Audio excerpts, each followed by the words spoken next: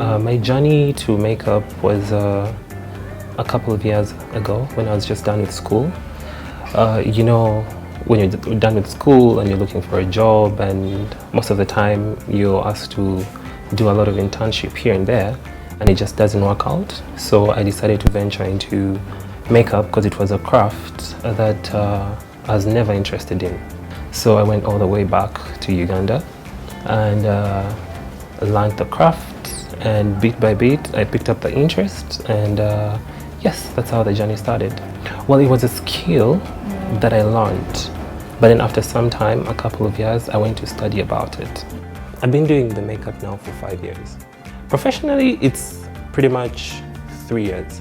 Personally, I do believe the skin, the face skin, tends to be quite darker than the rest of the body, because the face is exposed to a lot of sun, so it tends to be dark. So my advice to most of my clients is to get a foundation shade that is 1 tone lighter than their face, so it can blend in very well with the rest of the body. So I have favorite products that I just can't do without. For example, the MAC setting spray. That one is a must-have. I also have lashes. They're from Ghana. They're called Surf Makeup lashes. They're amazing. I also have to have them on a daily basis.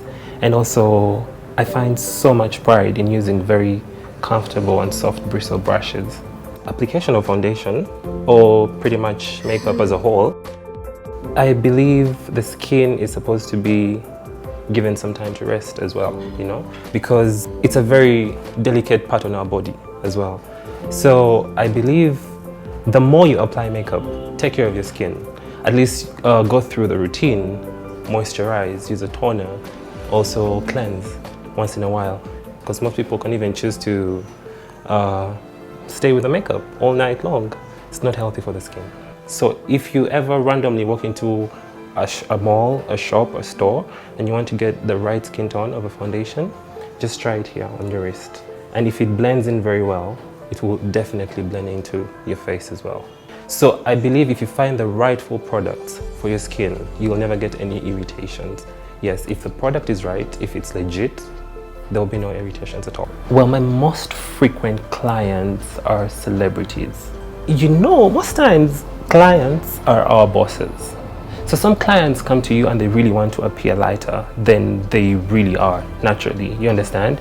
And then other clients just want to have that same even tone. So it goes back to the tastes and preferences of the client.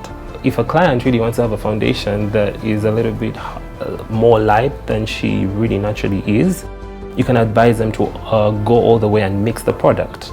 They can mix the product and get a tone that is even, that is in between her skin tone and what she actually wants to achieve.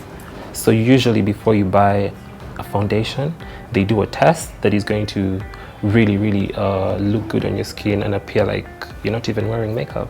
If someone is like a client of mine and I work on them and they like the foundation I'm using on them, that is a very direct recommendation. So they'll walk into a mall when they know the exact shade they want and brand. I advise people to wear makeup. Also, for different occasions, these fashion shows for models, they really need the makeup. If there's a concept, for example, Halloween, people need makeup. So it depends on an occasion. So I'd most definitely recommend wearing makeup. So a client came to me and she came to me with a picture of a white celebrity and she wanted to look like that white celebrity. But again, the difference is the picture is of a white person and it's probably edited. So you bring it to me, but again, you're African. I feel like there's a contrast, there's a difference, a very huge difference. The mentality that if you're probably a makeup artist, if you're a hairstylist, you probably didn't study hard. You probably are a school dropout, or you probably when branched off somewhere, went to a vocational training school and everything, which is quite different because personally I studied, I have a bachelor's degree in tourism, but again, I think we have different ambitions. Yes, because I have really wanted to be an entrepreneur ever since I was a child. I've wanted to be my own boss. So I think it's just a stereotype that is there, and it lives within our community, but at the end of the day, once you overcome, you can achieve anything. I also still believe the makeup industry is still a very, very virgin industry, and some people don't really get the value, they don't really get the importance of makeup, and they don't really value it that much. However, on the other hand, there's very many people out there that know the value of makeup. I would call them the people that are really, really exposed, most especially people that are in the entertainment business, you know. They know the value of makeup. They know if there is no makeup artist, probably a particular scene is not going to look that good, you know. People that are going to attend weddings, they know that probably if there is no makeup artist, my pictures are not going to look as beautiful as they would have looked with makeup.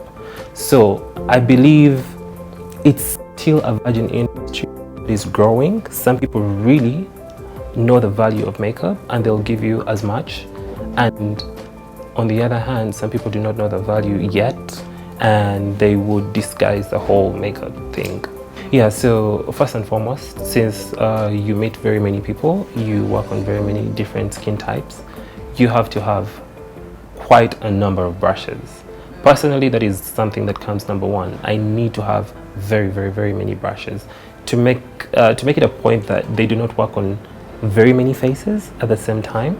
But when it comes back to the cleaning, you have to really clean them real good. You have to sterilize.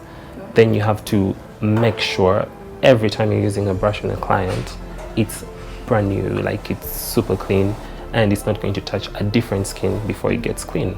Makeup is big in the entertainment industry. So male clients are pretty much musicians.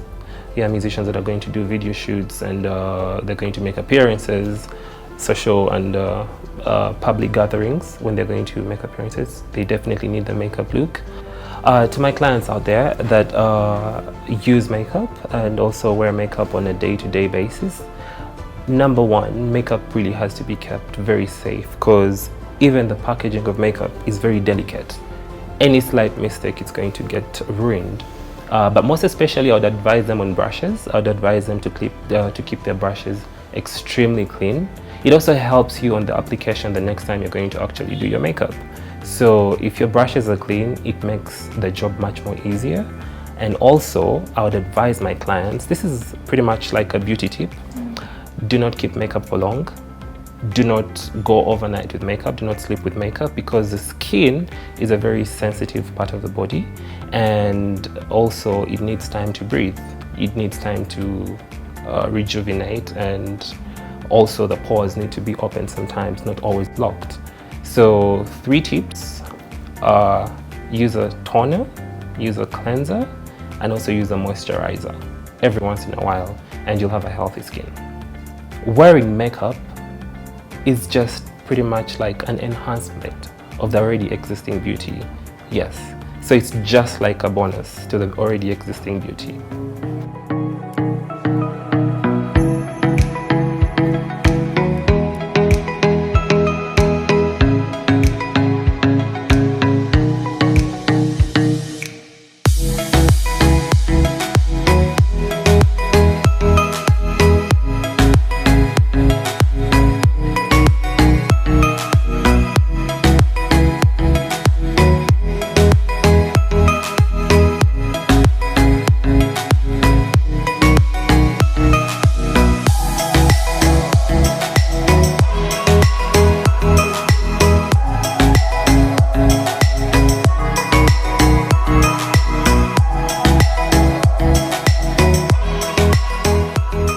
Yeah, you found me here modeling for Ken.